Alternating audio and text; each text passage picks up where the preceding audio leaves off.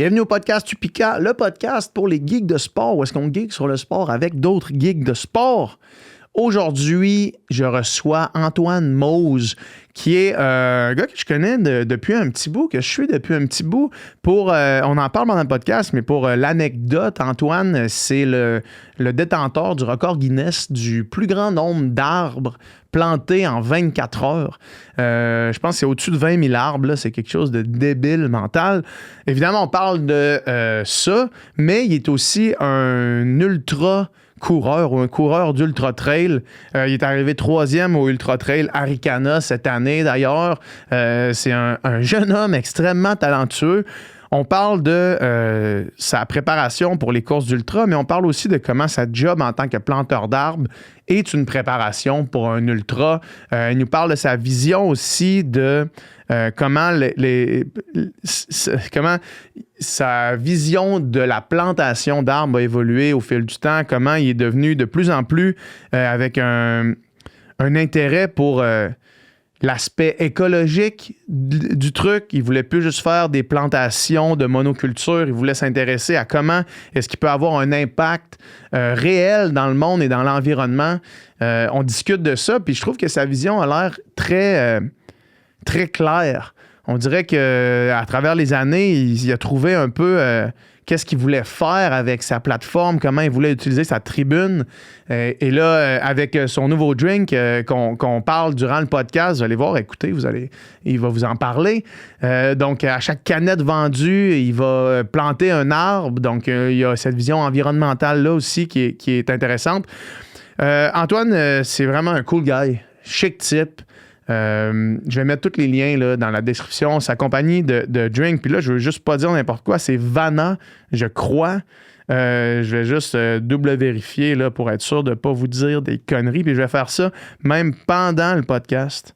Oui, exact, c'est Vana, donc Vana Hydratation, qui est un drink fonctionnel, 100% naturel, pas d'agent de conservation, pas rien de mauvais pour la santé dans ce drink-là.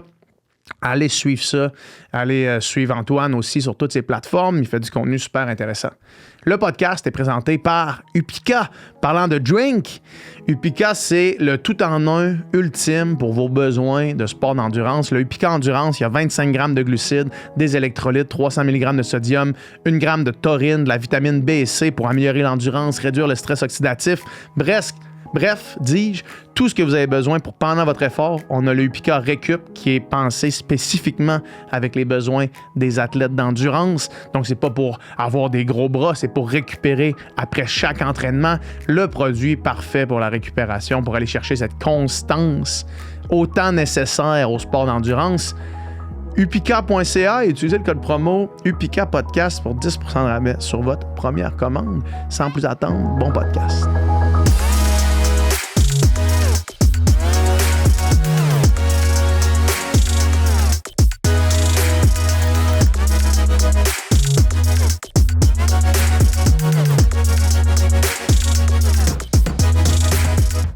Ouais, ben check, ça roule, man. On parle déjà de, dans le fond, Vana. Vana, exact. Ouais, Vana Hydration. Hydration. On a fait un intro, là. Fait que, ça commence pas aussi rock ça. C'est ça. Mais, fait que peux-tu m'expliquer c'est quoi la genèse de ce projet-là, puis comment l'idée t'est venue, puis c'est quoi essentiellement? Ouais, absolument. Ben, dans le fond, c'est pas juste une boisson aussi, là. C'est un produit naturel, fonctionnel et de performance un peu, si on peut se le dire. C'est sûr que le produit va se développer au fil des brasses à chaque fois qu'on va changer le produit puis développer des nouvelles saveurs et tout, là.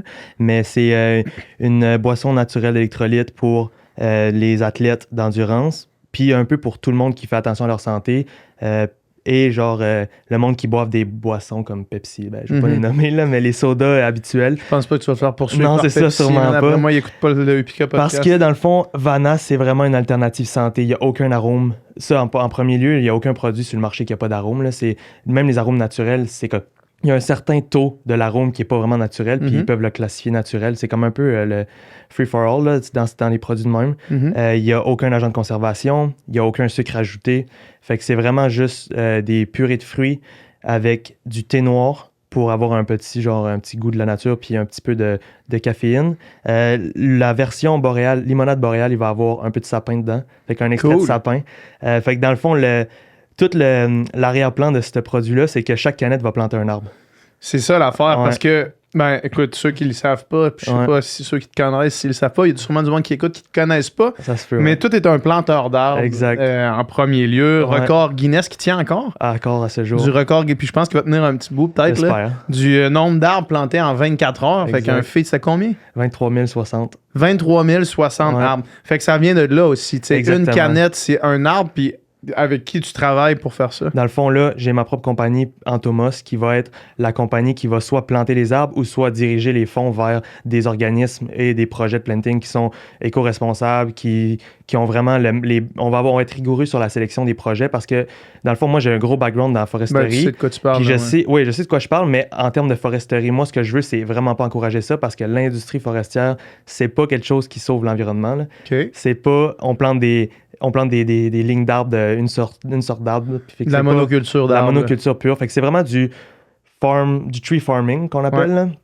Fait que c'est correct dans un sens parce qu'on a besoin de la demande, Parce que mais moi, c'est pas ce que je veux encourager. C'est des matériaux renouvelables. là. Exact, c'est la meilleure ressource mais toi, renouvelable. c'est pas ça que tu veux. Non, pas du tout. Avec Vanna, ça va être seulement des projets éco-responsables qui viennent à reforester puis aussi restaurer la biodiversité des forêts. Là. Cool. Fait que ouais, c'est une passion que j'ai. Dans le fond, c'est le merge entre ma passion de l'endurance, de la santé, la course, puis le planting. Fait que c'est vraiment le projet qui me tient à cœur. Puis Vanna, pourquoi? Vanna, ça veut dire forêt en sanskrit indien. OK, Fait cool. que ça venait de là, puis c'est accrocheur, je trouve, puis ça se dit bien. Fait que Ouais, tout à fait. ça paraissait bien. Puis là, tu me dis, parce que, écoute, je connais ça, les boissons sportives. Ouais, là. absolument. Ça tombe dans mon wheelhouse, mais tu Fait me que ça, dis c'est boissons sportives. Fait que, Boisson comme fonctionnelle de performance un peu, Ouais. mais en ce moment, comme là, je peux te les lire comme selon ce qu'ils sont vraiment. Là. Ouais. C'est 20 calories.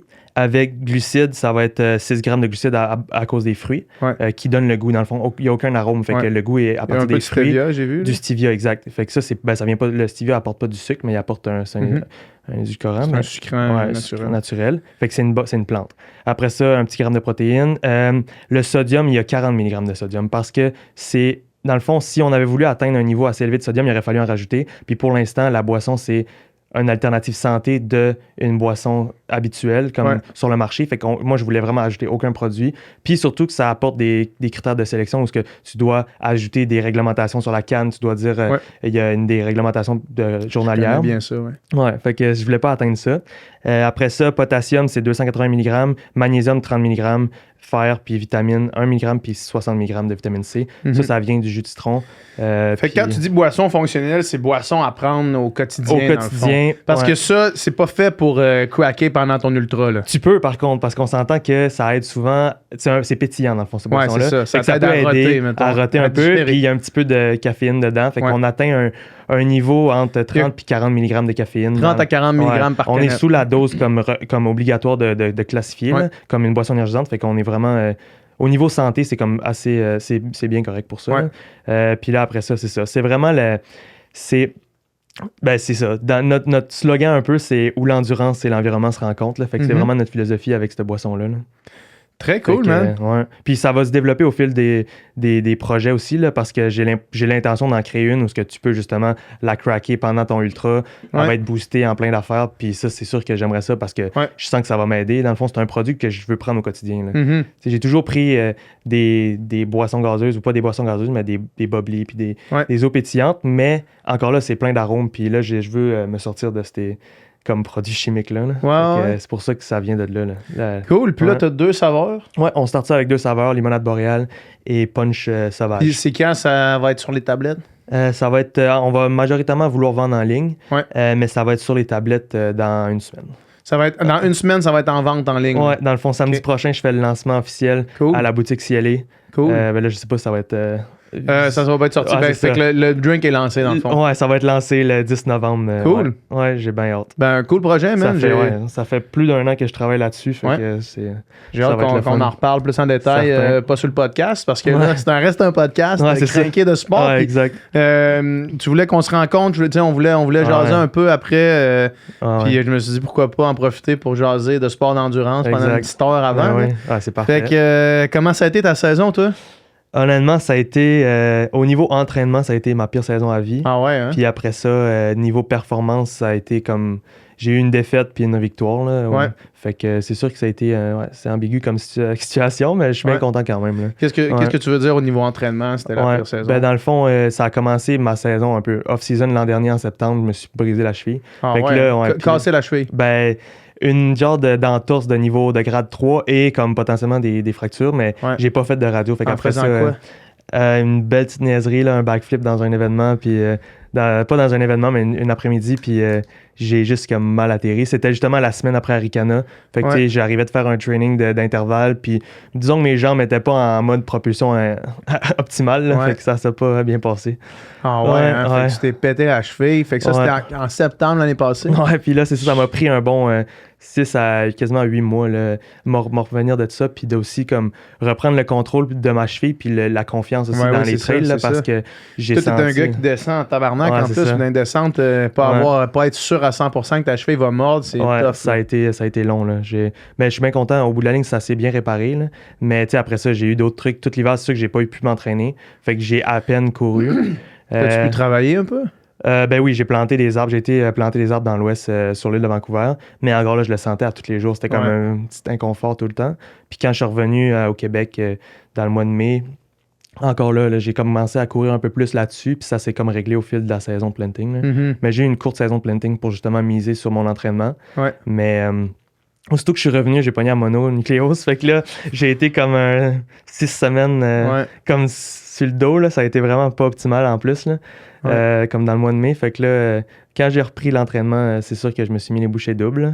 Mais puis après ça, j'ai eu mon gros build d'entraînement. C'était vers l'Ultra Trail Chic Choc exact. que tu buildais. Ouais, je buildais pour ça. Le nouveau 170 kg. Je visais le 170 kg avec 10 000 mètres de D+. Ouais, il est sauvage en tabarnak. Je regardais, j'étais allé dans le parc de la Gaspésie avec ma blonde cet été, puis on checkait une coupe des montées, puis on était comme, man, c'est pas facile.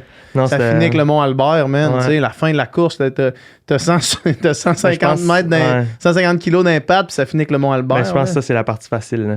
Comme ben, en fait, c'est ça que je me suis fait dire. Après, je me suis pas rendu. Là. Malheureusement, j'ai abandonné. Le Mont Albert, c'est facile, man. Ben, dans le sens bonne où chance en Christ, la partie la plus comme un peu de randonneur, là, que les gens sont là toujours, là, puis que c'est vraiment établi déjà le sentier, ben, c'est vraiment le Mont-Albert, tandis que la première partie du sentier n'est pas très établie. C'est de la brousse. C'est de la brousse, là, c'est ça.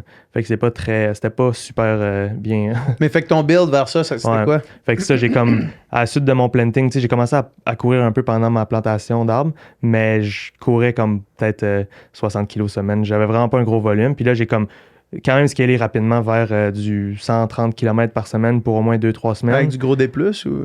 Quand même, genre 5-6 000 à peu près. Ouais. Mais l'affaire, c'est que là, c'était dans la canicule où ce qui faisait 40. Fait que là, ça m'a vraiment brûlé. Là. J'étais à bout là, à ce moment-là. Fait que ça n'a pas été très optimal pour ça. C'est tough en Chris, man, de mettre du volume quand il fait chaud. Là. C'est vraiment, ça tue plus qu'on pense. Là. Puis j'ai fait de la rhabdo dans une de mes entraînements, mettons. Ça a vraiment été... pendant 2 jours, là, j'ai fait des tests médicaux et tout pour essayer. La rhabdo, pour ceux qui nous écoutent, c'est ça. C'est quand tu te mets à pisser foncé. Là. Foncé. Ouais. Fait que moi, j'ai comme établi que, ben, en tout cas, selon ce que je faisais comme entraînement, c'était ce jour-là, c'était des descentes assez intenses, puis c'était vraiment musculairement difficile. Puis je déchirais sûrement mes muscles beaucoup. Puis là, ça allait dans mes reins. Puis là, mélangé avec la déshydratation, j'avais pas la capacité de filtrer tous ces muscles déchirés là. Fait que c'est ça. Ça s'en allait dans mon urine. Puis c'est très douloureux. Ça, c'est quand ça commence à arriver. Mais après ça, c'est ça qui t'est arrivé au Ultra Trail du Chic Choc aussi. Fait que c'était pas la première fois que c'était arrivé. Non, puis ça m'avait arrivé à Ricana l'an dernier. Fait que j'étais un connaisseur de cause. Mais là, au Ultra Trail des Chic Choc, j'ai vraiment bien géré ça. Là. Dans le fond, ça a commencé... ben, c'est dur à dire, là, mais j'ai réalisé là, c'était pourquoi je faisais de la rhabdo. C'est que je suis quand même très rapide en descente, puis je suis capable de me donner, puis je me sens pas comme si je me défonçais. Mais par contre, les muscles, ils sentent. Les muscles, ils sentent, même si moi, je me sens comme si je boulinais les jambes, ça allait bien. Là. Fait que là, ça allait arriver aussitôt que j'ai fini une grosse descente au kilomètre 40. Puis là, quand j'ai commencé à monter, c'est là que ça a commencé. J'ai uriné vraiment, vraiment foncé. Je suis arrivé au ravito d'après, je leur ai dit. Puis c'était Ils t'ont pas laissé partir, là. Ben c'est ça, c'était un gars de la Gaspésie qui avait écouté un podcast là-dessus, justement, la veille, je pense. Là. Fait que il m'a juste comme dit tu devrais rester ici, je pense pas qu'on va te laisser partir jusqu'à temps que tu urines au moins, Paul. Puis ça a pris 1h30. Là. Ça a pris 1h30. Mais, moi, je me rappelle, je regardais sur Instagram. J'étais avec ma blonde, puis je regardais, puis là, je voyais une story de toi, je pense que c'était... c'était qui était là, qui te filmait? J'avais Phil Rouleau, puis il y avait aussi Renaud. C'était Renaud. C'est Renaud avec qui j'avais travaillé l'année d'avant. Puis je voyais ces stories, puis là, c'était comme... Ah ouais, là, Antoine, il est comme arrêté un ravito, puis pisse noire, puis là, le gars, il veut pas le laisser partir. Puis là, l'autre d'après, c'est comme, ouais, là, après 1h30, il est reparti. Moi, je me disais, hey man, à quel point tu veux pas prendre un DNF, là? Non. Parce que, tu le sais, moi, je DNF facilement à des courses, puis je me disais, c'est sûr que, mettons, sur le long terme, c'est pas de bon. te mettre dans cette situation-là, man, c'est horrible. Ouais. C'est ça, puis j'étais comme... C'est pas grave, man. J'étais avec ma blonde, je me rappelle, on en parlait, j'étais comme, man, c'est pas grave, prends le DNF, man. Ouais. C'est pas grave. Genre, le gars au ravito, tu pisses noir, il veut pas te laisser partir, puis là, c'est comment il est reparti 1h30 après. Fuck, man, à quoi tu penses dans ce temps-là? Ben, honnêtement, j'étais. C'est quoi tu te dis, mettons, de te dire, faut pas que je DNF? Tu sais, c'est quoi la peur de tout ça? Ou le... Ben, c'est pas une peur, c'est plus comme un commitment que je me fais avec moi-même de dire, je m'inscris à quelque chose, je le fais all-in, j'y vais tout ce que je peux donner, puis je recule pas derrière ça. Mais tu sais, tu t'inscris aussi à la vie, là. Ouais, absolument. Tu sais, genre, tu t'inscris à être capable de courir avec tes petits-enfants quand tu vas en avoir. Tu t'inscris à toutes ces affaires-là aussi, tu sais. Absolument. C'est sûr que j'ai pas pris la même décision que j'avais pris à Ricana l'an dernier où c'était je continue no matter what. Là, j'ai pas arrêté, puis j'ai uriné du sang pendant 42 kilos, puis ça a été rough. Là. Tandis que là, j'ai vraiment arrêté. J'ai assimilé la situation. J'ai fait, OK, est-ce que je peux m'en sortir? Je vais voir. Là. Je vais juste analyser. De toute façon, je ne pouvais pas sortir du bois pendant des heures parce que j'étais pris au ravito. Fait que là, j'ai juste commencé à boire du bouillon de poulet, des électrolytes, de l'eau. Ben, pas de l'eau straight, mais de l'eau avec des électrolytes. J'ai bu environ 3 litres d'eau. Puis 1 litre de bouillon de poulet. Puis après ça, après 1h30, ça a pris 1h30 avant que j'urine. Puis j'ai uriné comme... bien clair, puis c'était long. Puis là, ils m'ont dit, OK, let's go. Puis je me sentais le top shape. Là. Je me sentais mieux à ce moment-là dans la course, au 50e kilo, qu'au départ de la course. Ah ouais? Ouais, parce qu'au départ de la course, c'était un peu une misaventure. Là, on arrive en autobus, 10 minutes après, on part. Là. Fait que là, moi, j'avais des trucs à faire, à préparer, puis j'étais dans l'autobus, je ne m'étais pas préparé. Ça faisait 2 heures qu'on était dans l'autobus. Fait qu'aucun warm-up. J'étais aux toilettes quand ils ont annoncé le 5-4-3-2-1. Puis genre... Ça n'a pas été le meilleur départ, puis partir au gun, de même pas de réchauffement, je me sentais tout de suite défoncé. Ça a été quand même pas facile. Puis là, à ce moment-là... Des toilettes en plus, là. Ouais, c'est ça. Partir dessus le bol, quasiment là. Partir à bloc. Ouais, c'est ça. Fait que là, je suis parti direct. Puis à ce moment-là, je me sentais comme top shape. J'avais perdu comme 13 places, je pense, ou comme j'étais rendu 13e. Puis ça a pris 30 minutes, j'avais tout rattrapé le monde que je m'étais fait prendre. Puis je me sentais super bien. Mais j'avais pas à comme préparer... tant que ça, ma préparation des pieds, comme j'avais pas, c'est une des choses que j'ai appris dans cette course-là, que pour moi, c'est crucial d'avoir les pieds secs, puis je veux vraiment comme garder les pieds secs. Avant, je m'en foutais un peu, puis je me disais, let's go, je m'en fous, je pile d'un trou d'eau, puis je pense pas trop à ça. Mais là, c'était la première fois, aux premières courses de ma vie, que j'avais plus de pieds, genre. J'avais comme, dans ça, tu sais, quand t'as plus de jambes, tu te sens plus bien, t'as plus de force. Là, j'avais plus de pieds, j'avais comme plus la capacité de me piler sur mes pieds parce qu'ils étaient tellement comme... ratatiné, puis toutes les cracks étaient tellement rendus, c'était du trench foot dans le fond, puis ça avait à un certain point à un certain point sur une roche, un tableau vert avec des ongles. À un certain point sur une roche, j'ai juste senti ça a fait puis ma peau en dessous de mon pied a toute détachée de mon comme une bonne épaisseur de peau là. Désolé à tous ceux qui nous écoutent au lunch ou en mangeant. Ça a été un moment assez difficile dans ma course là. Après ça j'ai souffert, là. C'était le feeling de piler sur de la vitre, là. Comme vraiment, là. C'était constamment pendant... Man. Après ça a été comme 30 kilos comme ça, là. Puis c'est ça, je me suis rendu au kilomètre 80. De peine et de misère à ce moment-là. Je me suis jamais fait autant souffrir comme par moi-même, là. Moi, ce que tu de plein gré, dis là, ce que tu me dis là, ça me réconforte. Moi, je me suis jamais rendu même proche de ce que tu décris là, tu sais. Mes DNF, c'est quand j'ai plus de fun. Non, c'est ça. Je suis bien correct avec ça, mais ce que tu me décris là, man, tu reviens d'une rhabdomyolyse. Ouais. Bien motivé. Tu reviens craqué. Puis 30 km après être reparti de tout ça. Ben, c'était quasiment 15 km après. Déchiré. Ben, parce que il était déjà commencé. Ben non, mais c'était mouillé comme ça. Oui, je crois, man, écoute, je comprends. Fait qu'à 80 kilos, man, tu fais fuck that. Non, 80 kilos, j'ai juste comme... Je me suis tout tapé les orteils parce qu'en plus, un rookie mistake, j'avais comme pas vraiment coupé mes ongles d'orteil comme à point. Là. Ouais, fait que là, ça toutes mes cuirette, man, c'était au moins 4 orteils, je pense, de chaque bord qui avaient tout enlevé. Là. Fait que là, à chaque pas, en plus, dans la descente, ça me tapait, puis les orteils avaient tout en tout cas, les ongles d'orteils avaient de la misère en plus. Ah, man, c'est C'était horrible, pas, cette histoire-là. Ouais, c'est pas les, C'est c'était horrible pas ce que tu me racontes mes moments là, les plus man. glorieux en trail. Là. Chris, man. Fait que c'est ça, mais j'ai tout tapé mes orteils, puis j'ai une photo de mes pieds, là, je te les montrerai si tu veux. Non, merci. Là. Ah, c'est ça. Non. Ah non, Je veux puis pas en c'est voir. juste, c'est pas si pire. Là. Puis ouais, je suis reparti au kilomètre 80, puis en plus, à ce moment-là, quand je suis passé au ravito 80, le 80 km partait en même temps que moi, 10 minutes après moi. Ouais. Fait que là, je me disais, au moins, ça va me donner un petit boost. Là. Si le monde me dépasse, puis ils n'auront pas le choix de me dépasser, là, mais je vais peut-être pouvoir me pogner un pack puis courir avec eux. Mais tout le long de la course aussi, j'ai manqué d'eau parce que c'était vraiment sec là, cet été. Il n'y avait pas beaucoup de sources d'eau sur le trajet. Fait que ça m'a vraiment comme nuit à ce niveau-là à partir du kilomètre 80 parce qu'on était rendu le jour. Il faisait 25-27. Puis, tu sais, il y a eu beaucoup de problèmes de déshydratation là, à cet événement-là cette année. Ouais, je me rappelle, c'était une fin de semaine en plus. Là. Puis, c'est ça. Fait que là, moi, j'ai manqué d'eau. Ça a pris... Dans le fond, j'ai fait un autre 20 km, mais ça m'a pris comme 4h30. Là. C'est ça. Parce que je pouvais pas me nourrir parce que j'avais pas d'eau sur moi, puis j'étais déshydraté complètement, j'avais mal au cœur. Fait que là, je me nourrissais plus, je m'hydratais plus. Puis là, c'était la roue qui tourne, là, c'était une pente descendante de ma forme physique, puis ma forme mentale aussi. Là. Puis mes pieds, je pouvais pas courir. Fait que... Man, ce que tu me décris là, c'est une histoire d'horreur. Là. Ouais, c'était pas une belle course. Toi, t'es sorti de ça. Là, je veux juste essayer de refaire ton chemin mental. Là. Ouais. Toi, t'es sorti de ça, puis tu t'es dit encore. Absolument. Tu t'es dit, je veux recommencer cette expérience-là. Ça a été émouvant. Là. J'ai trouvé ça rough. Là. Ouais, parce que c'était ton premier DNF. Ouais, ben c'était mon premier DNF. Puis comment tu l'as vécu? J'ai pas trouvé ça facile. Là. Genre, j'ai pas... c'était la première fois que j'étais autant déçu de moi-même. Là. Fait que j'ai dû me refocuser sur de l'introspection un peu après? J'ai dû. Puis comme, c'est quoi en rétrospective, c'est quoi ta vision de ce DNF-là maintenant? Ouais, ben dans le fond, il y a beaucoup de choses qui c'est à l'approche de la course, il y a beaucoup de choses que j'avais pas mis en place qui faisaient pas en sorte que j'avais les meilleures conditions possibles. Fait que là, tout mon entraînement, mon volume, tu sais, j'avais couru au moins 2 fois moins de kilométrage que l'an dernier, à même date. Fait que là, j'étais vraiment pas prêt pour ça. Puis c'était une de mes plus grosses courses à vivre. Donc, je voulais y aller pareil parce que je me disais, le mental va prendre le dessus. Mais c'est chez vous aussi. C'est chez nous.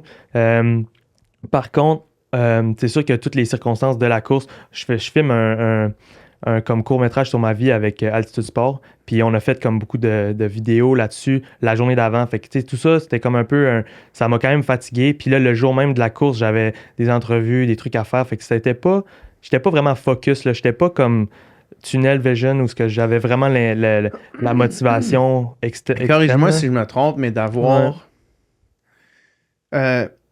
moi, pour avoir fait les deux, là, pour m'être mis... avoir amené mon sel avec moi dans une course, avoir documenté ma performance, puis aussi ne pas l'avoir fait, ne pas avoir parlé d'un événement qui s'en venait. La pression qui vient avec vouloir documenter ton parcours est quand même vraiment lourde. Puis moi, je repense à Arikana l'année passée, quand j'étais là pour filmer GP, puis je trouve ça tellement impressionnant qu'il ait réussi à sortir cette performance-là malgré le fait qu'on est là, puis qu'il y a la pression de performer. Parce que s'il est DNF à 60 kilos, c'est un peu crissant pour tout le monde. Fait que là, toi, t'as comme un peu... On tourne un documentaire sur ma vie, mais...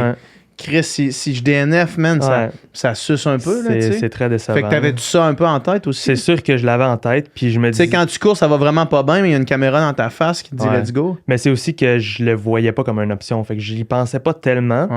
Je me disais, au pire, je le finis à marche, là, tu sais. Mais là, c'était trop rendu difficile de continuer à marcher parce qu'en plus, c'est que la chaleur. Puis, tu sais, j'ai passé 1h30 au ravito avant de décider d'abandonner. Puis, je suis reparti. Puis là, c'est le quad qui a passé puis qui m'a dit, genre, ta dernière chance. J'ai fait comme, j'ai pas le choix. Genre, quand j'ai essayé de repartir à courir au kilomètre 102, en fait, je courais pas. J'ai recommencé à marcher. Je voyais comme les kilomètres avant de me rendre à la prochaine étape où je pouvais abandonner. Puis c'était comme un autre 20 km. Fait que je me disais un autre 4 heures.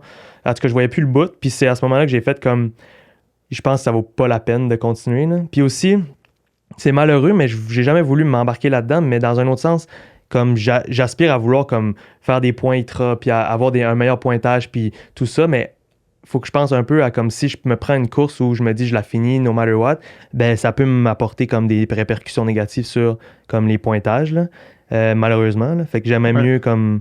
Tu sais, c'est vraiment pas la cause principale. Là, OK, parce que si tu finis, t'es mieux de faire un DNF que de c'est finir dommage en à marche. dire, mais comme c'était comme... Ouais, un peu, là. Ouais. Il y en a beaucoup qui font ça, là, malheureusement, mais puis j'en fais partie. Mais comme en un même peu. temps, c'était tu pas vois, ma c'est que cause. tu dis, c'est ça l'affaire que je trouve, moi, c'est que tu dis malheureusement, il y en a qui font ça.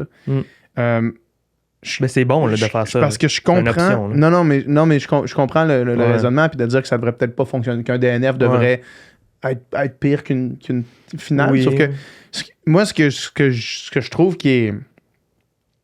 Ce que j'aimais pas, en fait, de la culture du trail pendant que les quelques années que j'y ai participé, c'était que c'était qu'il faut se rendre à la fin, no matter what. Ouais, non, c'est ça. Puis, honnêtement, man, je trouvais que c'était comme un peu une obsession que les gens avaient. Puis, tu sais, moi comme je te dis, tu sais, je disais à ma blonde, il devrait abandonner là, man. Refocus ton énergie sur un prochain objectif. Tu peux être invité élite dans n'importe quel événement, écrire un événement, écrire au Bromont Ultra, écrire à n'importe quoi, refocus à place de continuer les 40 kilos de plus, te pisser du noir, te défoncer les pieds, tu sais. Tu comprends? Puis genre, moi, le DNF, man, j'ai comme...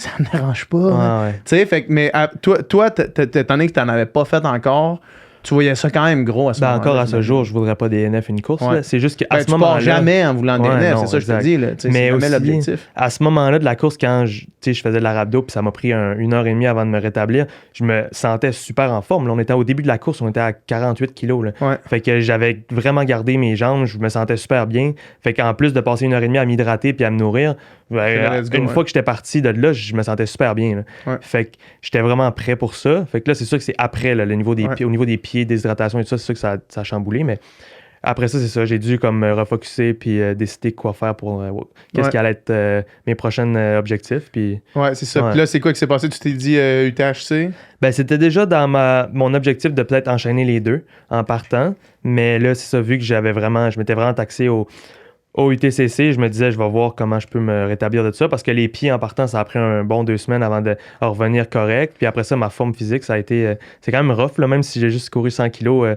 J'ai quand même été debout pendant 24 heures, puis ça a été long. Là. Fait que c'était quand même une grosse course. Puis c'est ça. Fait que je me suis dit, je vais m'essayer pour UTHC, mais j'ai à peine couru entre les deux. Fait que j'ai vraiment juste reposé.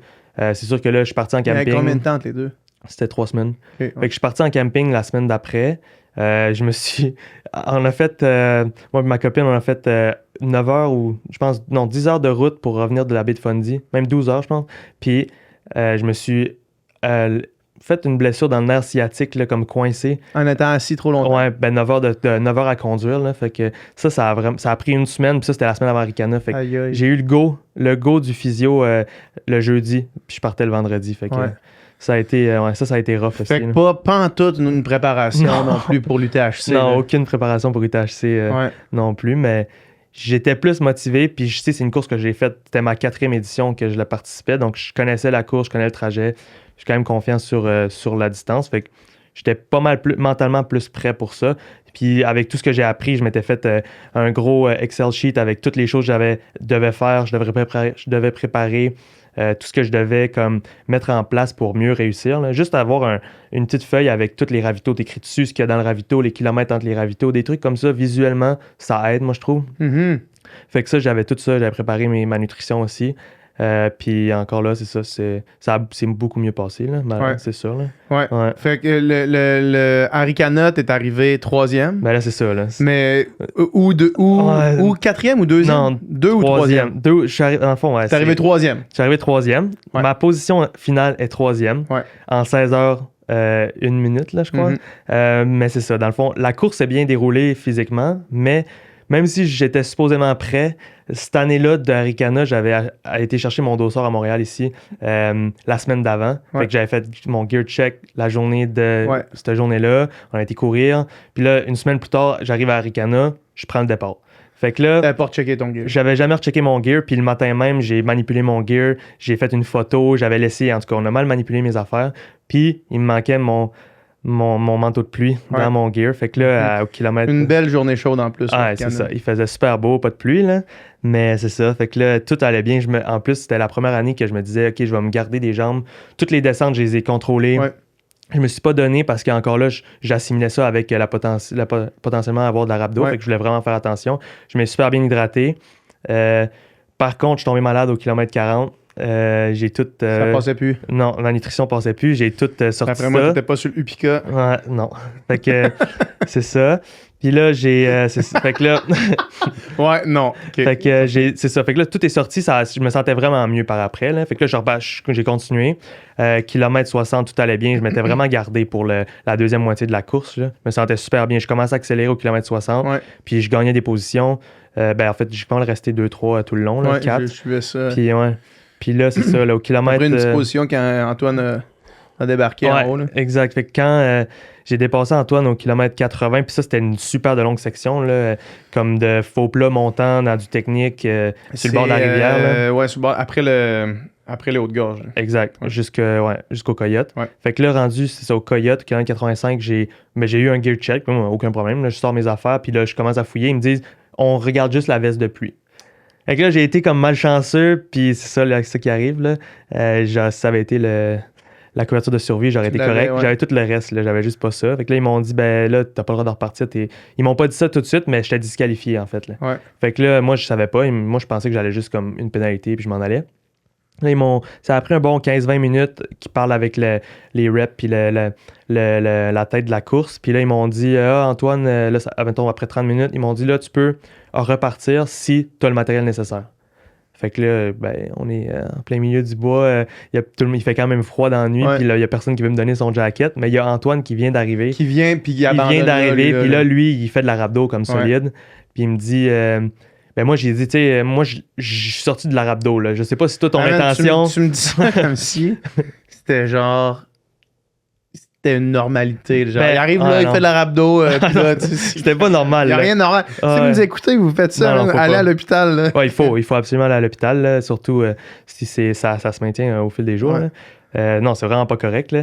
Mais après ça, ça arrive souvent d'uriner foncé. Fait que la ligne est mince entre uriner foncé parce que t'es juste déshydraté puis faire de la rhabdo. Fait que... Je comprends que la ligne est mince, mais il y a une ligne quand même. Ouais, il y a une ligne. Fait que là, clairement qu'il se sentait pas très bien. Là, il a vraiment été généreux. Il m'a juste laissé son jacket. Puis il m'a dit j'arrête. Là, moi, je continuerai pas. Puis le médic, il disait la même chose qu'il devrait faire. Là. Il suggérait d'arrêter. Puis là, il m'a donné ça. Moi, ça faisait une demi-heure que j'étais arrêté. Fait que je suis reparti... le feu dans les jambes. Le couteau entre les dents. Le couteau entre les dents. Fait que là, dans le fond, à ce moment-là de la course, je rattrapais les positions. J'étais rendu deuxième. Quand je suis arrivé au ravito, puis j'étais 20 minutes derrière Victor, le premier. Mais là, quand je suis sorti de ce ravito-là, j'étais plus comme 50 minutes derrière Victor, puis Samir m'avait dépassé de, je sais pas, peut-être une 10-15 de minutes. Ouais. Fait que là, sur les 25 km après, j'avais le couteau dans les dents. Donc, du kilomètre 85 jusqu'au kilomètre 115, j'ai runné là, comme j'ai jamais fait. Là. Je me suis donné tout ce que je pouvais. J'ai dit, je vais tout brûler mon énergie s'il faut, mais je vais tout essayer pour rattraper des positions. J'ai fait, c'est ça, le segment assez rapidement. Je suis arrivé au kilomètre 115, 5 minutes derrière Victor en deuxième place. Puis là, t'embarquais avec Dano. Là, j'embarquais avec Danovic. Puis là, à ce moment-là, je pense que Victor, il a comme appris que j'étais vraiment pas loin. Fait que lui, il a accéléré. Ouais. Puis moi, après ça, j'avais vraiment brûlé beaucoup. Brûlé, là, j'avais brûlé beaucoup. Là. Fait qu'après ça, là. Non, j'avais plus de carbs. Puis en plus, j'avais revomi là, au kilomètre 70. Vraiment plus de carbs. Ouais, j'avais plus grand-chose dans le corps. Là. Fait que, ouais, ça a été très tough pour finir, mais j'ai maintenu ma position. Jusqu'à la fin cette année, il y a de la construction sur les télésièges, puis ils ont changé l'arrivée. Puis moi, j'avais pas regardé ça, parce que je pensais pas que c'était une option de changer une arrivée. Puis quand je suis arrivé pour tourner au sentier habituel, là, il y avait comme des pancartes qui disaient que non, puis je savais plus exactement. Puis là, Samir était pas si loin. Fait que là, on a comme été vers la bonne direction, mais moi, je me disais, c'est pas là que j'ai été l'an dernier. On est viré de bord, on a rejoint Samir. Là, on était rendus nous, les deux coureurs plus les deux pacers ensemble. Fait que là, ça courait. C'était quand même assez challengeant. Ouais. On a été dans la mauvaise direction, on est revenu, puis là, on était dans la bonne.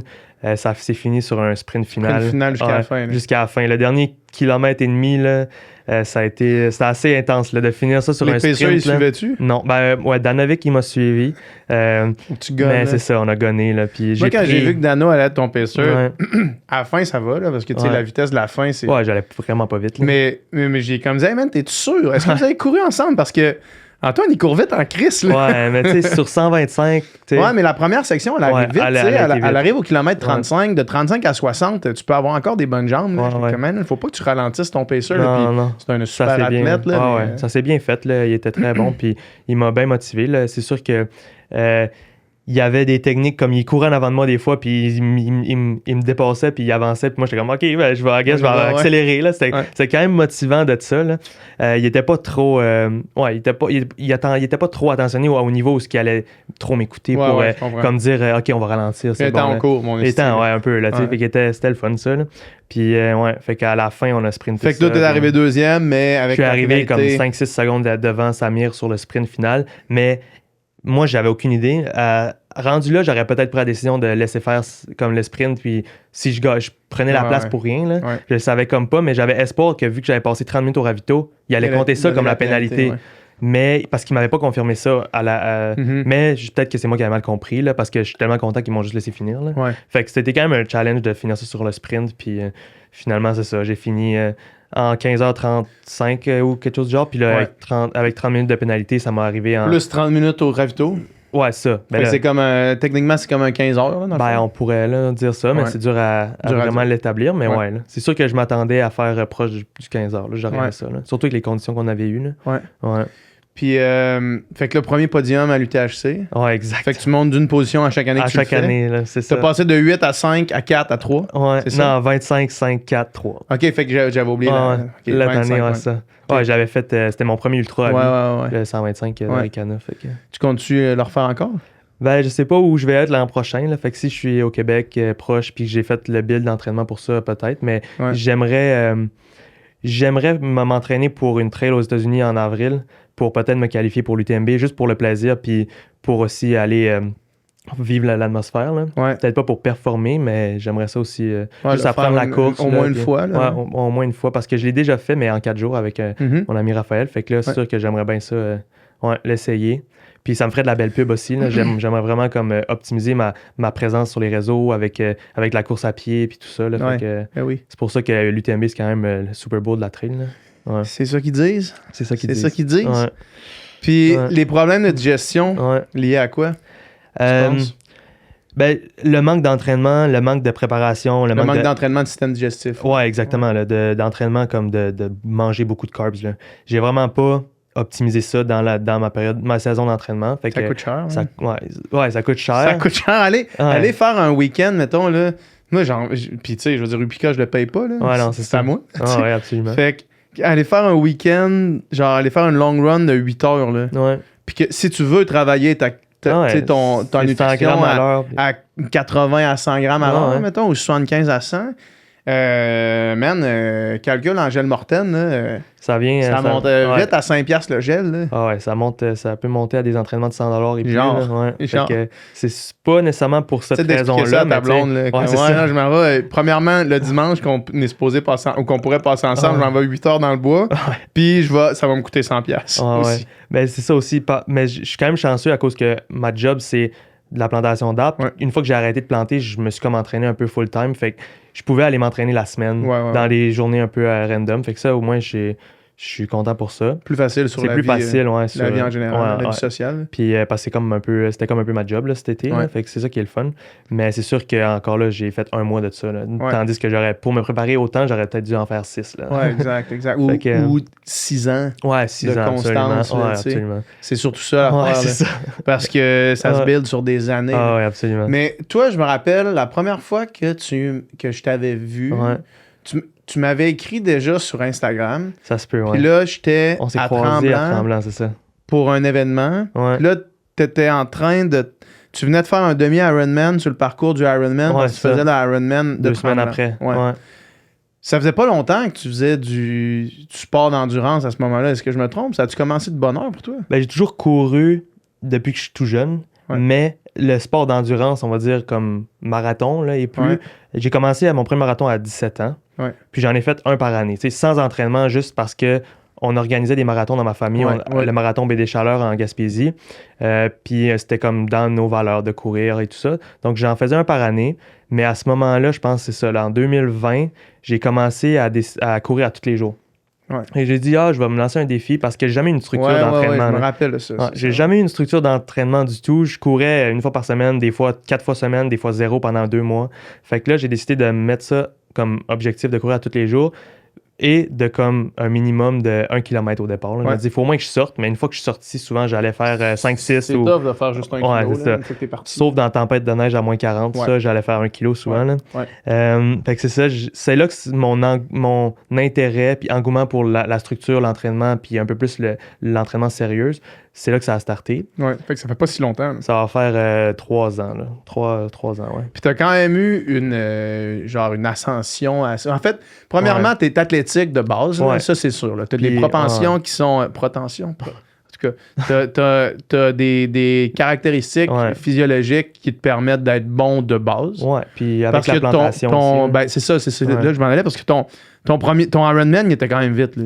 J'ai fait en 10h51 secondes. Puis c'est juste en haut de 10 heures. Ouais, c'est ça, juste pour dire. Ouais, juste pour faire un peu. Ouais. Sur ton premier Ironman, avec pas beaucoup de bases de natation, 70 000 mètres. That's it? Ben, c'était ça que j'avais fait dans les 8 derniers mois. Là. Ah, c'est ça. Fait que c'est vraiment... Des fois, moi, c'était une semaine de natation quand je m'entraînais. Je le sais. Puis, fait que ça, c'est pour démontrer à quel point, comme athlétiquement, t'es quand même là. Ouais. Mais surtout, le background de planteur. Ouais. Parce que moi, des fois, je regardais ton Strava, man, puis c'est comme... Tu sais, tu mets les moments où est-ce que tu plantes. Ouais, je mets les Strava pour ça. Les segments de plantation, c'est genre 6 heures de temps sur tes pieds. Mais souvent, ça dit 6 heures parce que Strava, il bug beaucoup avec quand j'arrête de planter un arbre, ça le stoppe puis ça repart pas tout de suite. Mais c'est des journées de 9-10 heures. 9-10 heures sur tes pieds, penché de même. Puis comme... Physique, à travailler physiquement. Fait que ta job, c'est un peu de l'entraînement d'ultra. C'est de la base d'entraînement fondamental. Ouais. Vraiment, c'est de l'endurance. C'est de l'endurance d'être... la zone 1, là, pratiquement. Toi, mettons, justement, à faire 15 heures au UTHC... C'est pas bien plus qu'une journée sur tes pieds de plantation. Oui, c'est beaucoup plus intense, c'est beaucoup plus... Sauf que tes journées de plantation, mais des fois, tu fais des semaines et des semaines à 10 heures par jour, à pencher de même, physique. Est-ce que tu traites ça comme des ultras quand tu le fais? C'est quoi absolument. Tu manges? Mettons, t'as-tu tes purées, man? T'as-tu tes affaires avec toi? Dans le fond, j'ai toujours comme...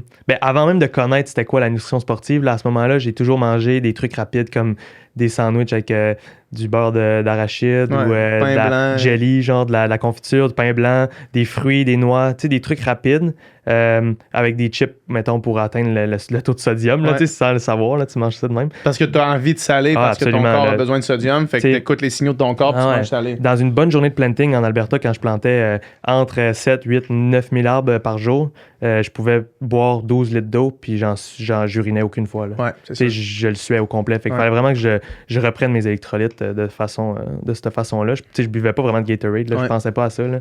Des fois, oui, là, mais... Fait que c'est ça, j'ai vraiment une bonne base d'entraînement. Puis souvent, ça, mettons, ma dernière saison dans l'Ouest, c'était l'année avant que j'ai commencé mon build de Ironman. J'ai fait 4 mois dans l'Ouest où je plantais 3 journées, j'avais une journée de congé. Fait que je plantais 24-25 journées par semaine à 10 heures sur les jambes. Fait que c'était vraiment 23-25 journées par mois. Par mois. J'ai dit par semaine? Ouais. OK, par mois. Ouais, ça. Fait que c'était une semaine, c'était 5 jours. L'autre semaine, c'était 6 avec des off à travers ça. Là. Fait que c'était vraiment du gros volume. Puis c'était à tous les jours, je poussais mon corps à la limite. C'est ça, exact. Je me donnais tout ce que je pouvais pour planter le plus d'arbres possible. Parce que vous êtes payé à l'arbre. On est payé à l'arbre. Puis on était payé comme... C'était quand même du volume, là. Fait que c'était des 7, 8, 9 000 arbres. Il y a une journée, j'ai fait 10 000 en 10 heures. Fait qu'on plantait beaucoup, beaucoup d'arbres. Puis c'était vraiment le même type de mentalité que le ultra. Là. Tu optimises toutes les facettes de ta journée pour ne pas perdre de temps. Parce que si tu prends 1 seconde de plus pour dévisser ta bouteille d'eau, puis tu te la mets dans la bouche comme ça va... te prendre 1 seconde de plus, mais si tu le fais 100 fois dans la journée, ben là, c'est 2 minutes, puis là, ça prend... Toutes ces affaires-là s'accumulent au fil de la... 2 minutes, puis ça prend tant d'arbres. Ouais, c'est une trentaine d'arbres, puis whatever, fait que c'est vraiment... Mais fait que c'est 10 heures de temps à te dire faut maximiser la plantation. Ouais, fait que c'est mentalement comme drainant aussi. Mais 10 heures, c'est vous êtes, mettons, là, t'es pas obligé de me dire tu fais combien par année, mais combien d'arbres, combien c'est par arbre? Je peux donner un comme de ça me dérange vraiment pas parce que je fais plus ça de toute façon parce que je plante au Québec maintenant, puis mes avenues, je pourrais en parler plus tard, mais mes avenues de planting ont totalement changé depuis. Mais ce type de plantation d'arbres-là, c'est de la monoculture. On est payé entre 13 puis 15 cents de l'arbre. Planter 7-8 000 arbres, tu fais au-dessus de 1 000 dans une journée. Fait que c'est 100-150 pièces de l'heure souvent par jour. Là. Ouais, fait que c'est vraiment payant quand tu es optimisé puis capable d'aller vite. Là. Ouais, salaire de médecin. Là. Ouais, quasiment. Là. Tu travailles pas autant souvent, là, tu travailles juste des petites périodes. Là. Ouais. C'est dur de garder ce beat-là Longtemps. plus que 2 mois. Ben oui, honnêtement, là, fait que tu peux faire 1 mois et demi, 2 mois là-dessus. Puis c'est les contrats. Ça, c'était le contrat. Tu te fais dropper en hélicoptère le matin sur ton terrain. Tu plantes les arbres qui sont toutes bien placées par ton crew boss. Tu arrives le soir, ils viennent te chercher en hélicoptère. Ça prend 10 minutes, tu es revenu sur le campement. Fait que c'est vraiment comme in and out, c'est rapide. On refait ça la semaine prochaine. Le lendemain. Ouais. Ouais. Tu te manges, tu te couches, tu refais ça le lendemain. Fait que c'est des camps d'entraînement d'ultra, dans le fond. C'est ça que c'est. Un peu, ouais. T'sais? C'est des camps. Ben, ouais. Honnêtement, c'est plus proche de l'esclavage qu'autre chose. Mais Au moins, t'es payé. Les ouais, t'es dans des campements, tu dors dans une tente. Tu choisis d'être là. Ouais, tu choisis d'être là. C'est ça la grosse différence. Ouais, c'est pas de l'esclavage, mais c'est vraiment. C'est pas un camp d'entraînement parce que c'est vraiment pas optimisé pour la course. Là, mais c'est du temps sur les pieds. C'est du temps sur les jambes, sur les pieds. Là. Puis tu dis que tes avenues de plantage ont changé maintenant. Qu'est-ce que tu veux dire? Ouais, ben dans le fond, quand j'ai fait cette saison-là, qui a été ma meilleure saison à vie en termes de plantation. C'est là que tu as fait le record du monde. C'est ça, exact. Dans le fond, je buildais vers le record du monde. Je m'étais tout inscrit depuis même 1 an, là, quasiment. C'est long, ça. Hein? Ouais, j'étais prêt. Là. Fait que là, dans le fond, la processus était vraiment lent, puis il y avait beaucoup d'étapes à suivre pour respecter les guidelines. Y a-tu quelqu'un qui est venu te regarder? Dans le fond, j'avais 2 témoins. Ben, j'avais 6 témoins qui se faisaient des shifts à toutes les 4 heures. Fait que, parce que faire venir quelqu'un de Guinness, ça coûtait 20 000 $ US. Puis il en fallait 2. Fait que ça aurait coûté comme 40. Il faut que ce soit filmé sans arrêt. Ouais, faut que ce soit, oui, ou qu'il y ait des témoins. Fait que ça, c'est un ou l'autre, là. Le plus de films possible. Parce que, tu sais, on était dans le bois, il n'y a pas de réseau, il n'y a pas d'électricité. Fait que c'est dur de garder des caméras roulées pendant 24 heures. C'est pas comme filmer manger une pomme en 1 minute. Là. C'est pas autant évident de filmer ça. Surtout si t'es dans la forêt. Il n'y a pas d'arbres, là, mais il y avait beaucoup de buissons partout. Manger une pomme en 1 minute, mais je pense que c'est déjà fait. Ouais, non, c'est ça aussi. Là. Mais c'était un record qui était déjà établi depuis 2001. Là. Fait que c'est ça, c'était 15 170. Puis j'ai fait 23 060. C'est fou. Ouais. Fait que c'est ça. Cet été-là, j'ai buildé tout mon volume. Là. J'ai commencé dans une saison, dans un petit contrat dans le mois d'avril avec. C'était vraiment pas payant, mais c'était vraiment juste pour un peu comme ma pré-saison. Fait que là, j'ai commencé à planter là pendant 1 mois. Après ça, j'ai switché sur mon contrat de record, qu'on était par contre dans Saskatchewan à ce moment-là. J'ai planté, dès mes premières semaines là-bas, là, je plantais déjà des 6-7 000, puis je sentais que c'était allait être une belle saison, là, je savais. Là. Mais tu dis, mettons, là, tu es sur un contrat, là, tu dis à ton employeur, c'est comme, ouais, là, je vais essayer un record Guinness. Ouais, c'était en accord avec eux. Il était correct. Je les ai convaincus. C'est là. sûr qu'il s'en calisse. Au départ, ouais, non, il s'en foutait pas vraiment parce que lui, ça allait coûter cher. Là. C'est comme... Oh non, mais je comprends, mais il faut qu'il plante de toute façon. Exactement, il faut que les arbres soient plantés de toute façon. Ça va coûter cher cette fois-là, mais il faut qu'il plante les arbres. Mais c'était une belle pub marketing pour lui, là, puis c'était une belle visibilité. Fait que, mais il m'a pas dit oui tout de suite. Fait que dans le fond, il voyait l'engouement de comme j'avais un peu de réseaux sociaux aussi que ça avançait mes affaires avec TikTok. Je faisais des vidéos, puis le monde, il était vraiment de l'engouement là-dedans. Fait que là, il voyait ça, puis il voyait comme ma progression au niveau de la plantation. Là. Les autres années, j'avais fait des 7 000, mais pas autant régulièrement. Là, à ce moment-là, je faisais des 7 000 à tous les jours, 8 000, 9 000. Puis là, à ce moment, quand j'ai fait, je pense, le 10 000 en 10 heures, il a fait comme, OK, let's go, on met tout pour on y va. Là. Puis il avait confiance en moi. Là, parce que j'avais fait 10 en 10. Fait que le 24 heures était quand même faisable pour faire un 5 000 de plus. Là. Fait que là, c'est ça. Fait que là, j'ai fait un gros volume. Le mois d'avant, dans le fond, c'était comme un build-up de course à pied. Là. J'ai planté 178 000 arbres en 1 mois. Fait que moyenne de 8 000 par jour. Puis là, c'est ça. J'ai fait un taper. J'ai arrêté de planter un petit peu moins la semaine avant. Puis là, le jour de la course, le jour du record, on s'est pointé là. Il y avait 2 hélicoptères. On était 8 trucks. C'était vraiment un gros truc. Là. Puis en plus, c'était ma compagnie de planting contre une autre compagnie de planting. Puis il y avait un planteur. Fait que c'était les 2 champions de compagnie qui se compétitionnaient entre eux. Eux autres, ils essayaient de faire le record aussi. Ben oui, ils embarquaient dans mon événement. Parce que la compagnie mère qui faisait tout le planting dans la région nous avait vraiment aidé. Puis ils divisaient les contrats en 2. Fait que là, ils ont dit on va donner l'opportunité aux 2 compagnies.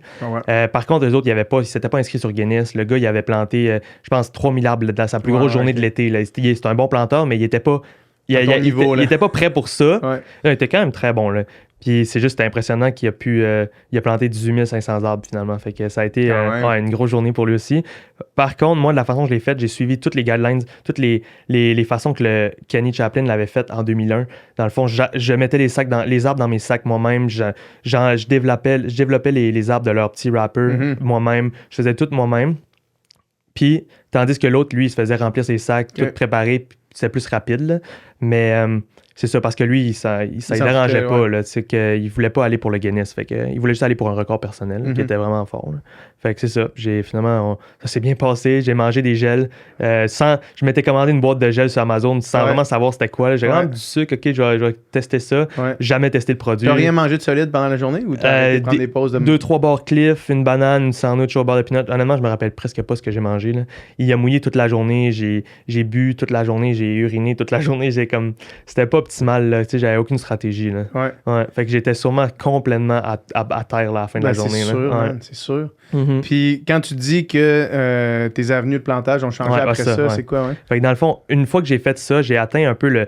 Parce que j'ai toujours eu une mentalité avec le planting où je voyais ça comme une compétition, un sport, puis je voulais me motiver, planter le plus possible, sans vraiment avoir la conscience de c'est quoi la plantation, tu plantes quoi, tu plantes où, c'est quoi les impacts sur l'environnement. Puis tout ça, c'est venu avec l'avenue de mes réseaux sociaux où j'ai vu l'engouement des gens vers la nature, l'environnement, puis aussi l'ouverture des personnes qui se connaissaient un peu plus dans l'industrie de la foresterie sur le pourquoi c'était pas bon, puis comme il y a un peu les haters. Les haters de tout ça, de moi, là, tu sais, j'en ai. Puis ça m'a fait ça m'a ouvert l'esprit au niveau de OK, c'est peut-être pas si bon là, la plantation de comment on le fait. Puis là, à ce moment-là, en plus d'avoir atteint comme le summum de la performance au niveau du planting, j'ai un peu eu comme une moins grosse passion pour ça. Je me suis juste dit OK, je vais switcher sur faire d'autres choses. Puis que là, je me suis inscrit au Ironman. Fait que là, j'ai switché pour un autre projet plus de performance. Fait que j'avais moins ça vers le planting. Là. Je sais pas si ça fait du sens. Là. Fait que j'ai switché mon engouement pour la performance puis mon dépassement de soi sur l'Ironman. Fait que c'était un rêve depuis toujours de faire ça. Là. Fait que là, l'été d'après, j'ai planté avec un petit contrat en Gaspésie. Super contrat. Là. J'avais un gars qui travaillait avec moi. C'était mon crew boss personnel. Fait qu'il plaçait mes arbres où je voulais. Il travaillait, il me filmait si je voulais. Il était vraiment libre. Là. Il y avait beaucoup de temps pour m'aider. C'était-tu mieux, selon toi, environnementalement parlant? Ouais, dans le fond, ça, c'était seulement des compagnies, des terrains privés. Comme exemple, tu as un terrain, tu coupes ton bois pour te faire un chalet. Là, on s'en vient. Nous autres, on plante les arbres pour reforester ton terrain. Fait que c'est aucune coupe forestière du gouvernement que j'ai faite. J'ai travaillé seulement sur des terrains privés. J'ai adoré ça. Tu sais, souvent... Plantation diversifiée? Ouais, souvent un peu plus. Ou ce que la personne voulait replanter chez lui. Là. C'est malheureux, mais on faut pas... même si on veut les convaincre que les gens, ils plantent ce qu'ils veulent. Là. Fait que des fois, je plantais avec les propriétaires. Là. C'était juste comme une belle expérience. C'était pas mal plus le fun. Puis aussi, je me sentais que j'avais un meilleur impact là, sur ce que je faisais. C'est sûr que ça m'a permis de m'entraîner parce que je poussais beaucoup moins sur le planting. Je plantais des moins grosses journées, moins d'arbres. Puis après ça, j'allais faire mes entraînements d'Ironman. Là, des fois, je nageais le matin, j'allais faire ma journée de planting. Puis le soir, j'allais faire du bike. Puis je faisais des intervalles. Fait que c'est comme... Il y avait, puis la fin de semaine, je faisais mes gros builds de course puis de vélo. Là, fait que ça a été une saison plus où j'ai switché mon mindset de la performance vers le sport. Fait que c'est là que mon ouverture d'esprit envers la nature puis l'écologie, l'environnement, la biodiversité des forêts, ça s'est tout ouvert. Puis j'ai réalisé que genre je veux avoir un meilleur impact. Surtout avec mes réseaux maintenant que j'ai au-dessus de 2 millions d'abonnés sur mes réseaux. Fait que là, j'ai l'impression que je peux créer quelque chose de plus gros que moi-même. Fait que là, avec tout ça, j'aimerais ça, c'est ça, créer des projets qui viennent aider l'environnement plus que la foresterie. Puis c'est avec ça que je fais Vana. C'est pour ça que Vana existe. Puis ma compagnie de planting maintenant, où on va planter dans des projets. Est-ce que vous n'avez fait une couple de contrats déjà? Ça se starte en même temps. Fait que non, j'en ai pas fait de contrat encore. J'ai déjà des trucs alignés. J'attends des nouvelles aussi. J'aimerais ça. Il y a une compagnie à Madère, exemple, qui m'ont contacté. Eux, ils ont eu des gros feux de forêt dans un des parcs régionaux. Puis là, ils me disent on aimerait ça que tu viennes planter des arbres. Fait que c'est des projets de ce genre-là où j'aimerais supporter comme des reforestations après des sinistres, mettons.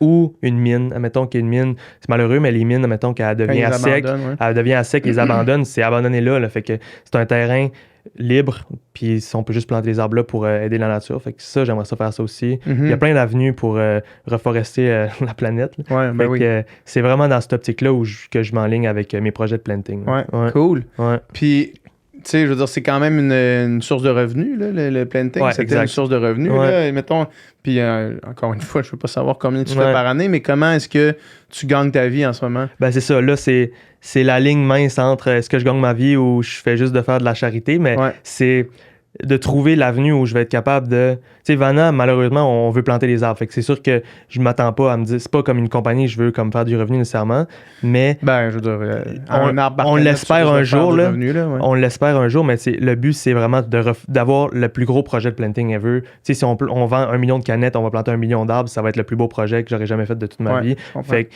l'avenue de ça, c'est vraiment de planter le plus d'arbres. Après ça, moi, je vais essayer de me trouver des projets où ce que je peux planter par moi-même aussi, puis je peux avoir des subventions. Fait que tout ça va essayer de se runner. Mais ma meilleure source de revenus que je vise en ce moment, c'est les réseaux sociaux, Ouais. YouTube. Fait que dans le fond, tout ça va... YouTube? Ouais, dans le fond, j'aimerais ça commencer YouTube. Là, j'ai 5000 abonnés. Je veux dire, Ouais, je sais ouais. pas. Je Ben, c'est parce commence, que là. je te pose la Ouais. question parce que je pensais pas que tu étais sur YouTube. Non, ben ça, je suis pas nécessairement sur YouTube. Je partage des shorts en ce moment. Ouais, là. ouais. J'ai 2 vidéos, là. La vidéo de mon record Guinness puis une vidéo de A Week in the Life Ok. of a Tree Planter. Fait qu'on a fait ça cet été là, avec Phil Rouleau. Fait que moi, mon but avec ça, c'est de créer des programmes où, exemple, on peut donner de l'argent, puis Vanna aussi peut financer des projets. Exemple, tu as une ferme, tu veux planter 10 000 arbres, mais là, on va venir faire une vidéo sur, OK, tel fermier, telle famille, pour quelle raison on plante des arbres, on va faire une petite biographie, tout ça. Fait qu'un petit vidéo comme, ouais, juste pour présenter le projet, puis j'espère que tu sais, ça peut... on peut avoir des sponsors puis des Ah, trucs pour ouais. pouvoir revivre de ça là, un jour. Là, fait que, C'est cool, man. C'est des cool Ouais. projets, ça, Ouais. pour vrai. Félicitations. On Ouais. dirait que... je sais pas, c'était quand la dernière fois qu'on s'est parlé, nous autres? je sais pas, ça fait sûrement un bout. Là. Ouais, ça doit faire un bout, mais je sais pas, on Mhm. dirait que tu sembles être à une belle place, là, parce Ouais. que...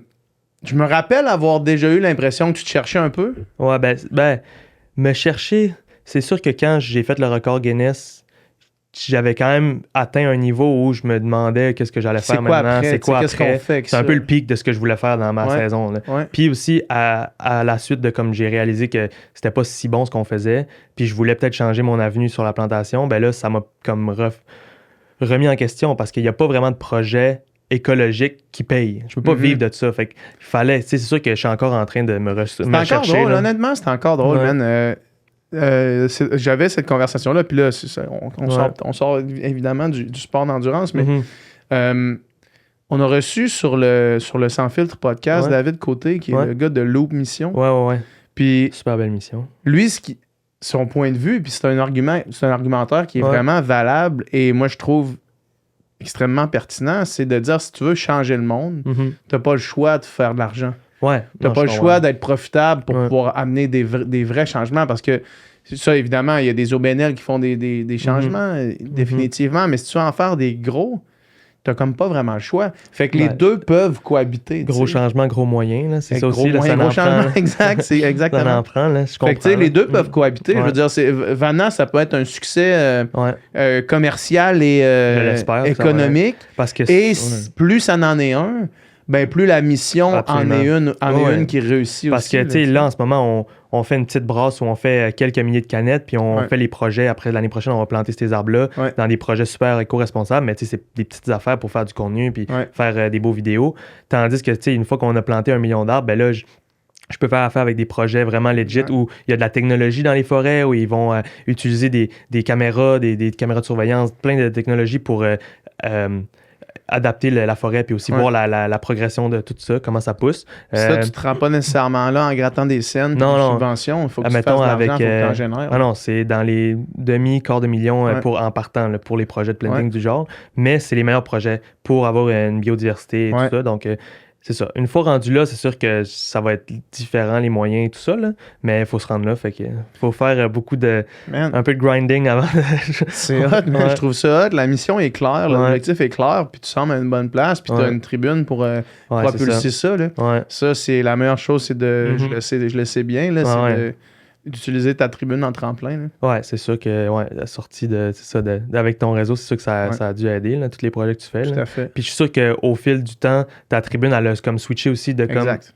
Il y a une rotation là, de comment que la tribune elle t'aime ou comment qu'elle t'aime plus. Puis là, finalement, tu as des nouveaux abonnés. Toi, whatever. je veux dire, quand Leonardo DiCaprio a partagé tes affaires puis que ça a vraiment explosé, tu sais, c'est un peu à ce moment-là. C'est à ce moment-là que. Tu sais, que là, tes réseaux sociaux sont devenus énormes. Ben là-dedans, il y a une trollée de monde qui t'aime pas. Là. Ouais, non, c'est ça. Sauf que ce monde-là, ils vont s'en aller à m'amener. Ouais, c'est ça. Puis là, une fois qu'ils s'en vont, moi, je reçois plus aucun commentaire de marde parce que le monde qui continue à me suivre parce que ils veulent me suivre, ils ont appris j'étais qui. Là. Ah, ouais. Fait que ça se fait avec le temps un peu. Ouais, c'est drôle à voir aussi. Mais ça fait quand même 2 ans. Puis là, c'est sûr que depuis.